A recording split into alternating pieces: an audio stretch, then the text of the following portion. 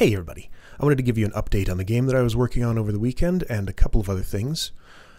So the game has, I've done some things with it. It's not done yet. It's running a little bit over. It's a 3D first-person swimming game, and, well, it will be. It's not quite yet. My 3D graphics knowledge has atrophied a little bit more than I thought, and I've accumulated some new knowledge of more modern ways of doing things that I was trying to incorporate into the game code, which also slowed me down a little bit. But, you know, those are just excuses. Really, the reason is just I scoped the project a little bit too big and wasn't quite as focused on developing it as I was hoping I would be. But I'm going to take this as useful practice for the next time I'll do one of these sort of short-term game jams. I'm going to try and do this sort of thing kind of regularly. And, you know, just kind of build up my quick game development muscles a little bit as I practice on that. But anyway, the game is, I think it's interesting. It's still an interesting idea that I'd very much like to continue developing.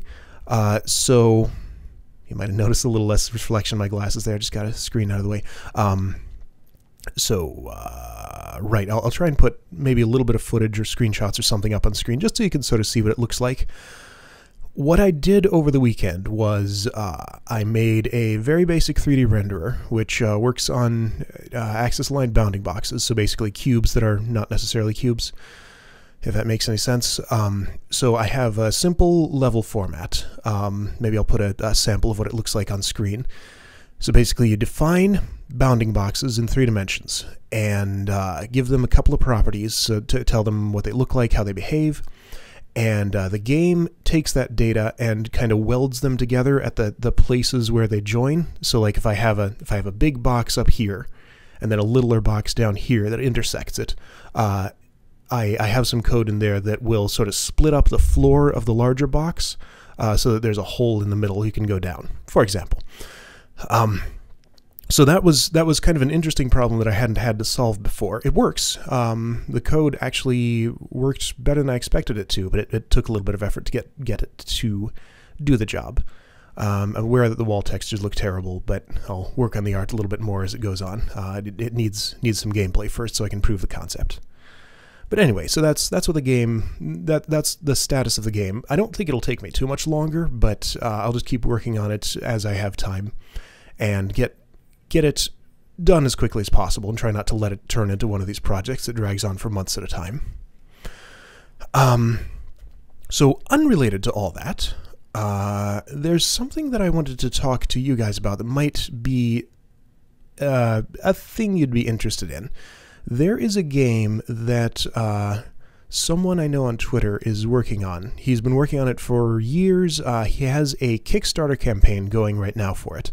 It's called Moonman, and it's a game that's kind of a little bit like Terraria. It's a procedurally generated sort of building and adventuring game.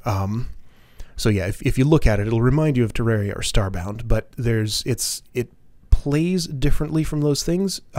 It's more like a roguelike sort of game. So you would generate a world and then have maybe a half-hour, 40-minute play session or something like that and actually finish the game. So it has an end goal that's attainable fairly quickly. That's kind of how it differs from these other games in the same vein as it. But anyway, there's only a little bit of time left to go on the Kickstarter, and I really want to see the game succeed. It's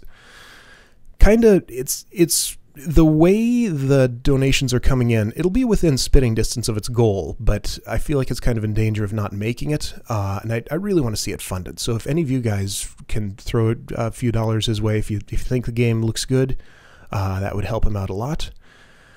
And yeah, I just really want to see that game succeed. So there's a link to the Kickstarter in the video description.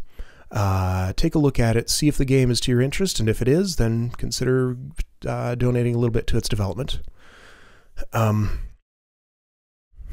Another thing, just a random thought. I happened to be looking back through some of my older videos not too long ago, and something that I noticed is doing Let's Plays has actually changed my voice significantly, or at least the way I have of speaking. So if you go back and listen to any of my earlier stuff, I just sound like a completely different person, and I was kind of surprised to discover that. Like it must have been a gradual change over time. I sounded kind of more nervous and like I was almost yelling into the microphone, and I don't know. It was strange. I don't really like listening to it for that reason, just because I feel like I sound so much worse. But I also kind of wonder if I'll look back at, say, this video in 2 or 3 years' time and say, oh man, I sounded terrible back then. I sound much better now. But yeah, I guess just public speaking in any form is going to change your voice and the way you talk, hopefully for the better. Anyway, I just thought that was an interesting observation. So if any of you are curious to see the same thing that I'm seeing, go take a look at some of my earlier videos and just see how completely different I sound. Anyway, so that was just a little bit of musing. So yeah, I'll update you guys again when the game's a little bit further along and is playable. I'll definitely want to have playable builds up as soon as possible. I think it's going to be good. But anyway, I need to prove that in a prototype. So that's all. See you guys next time.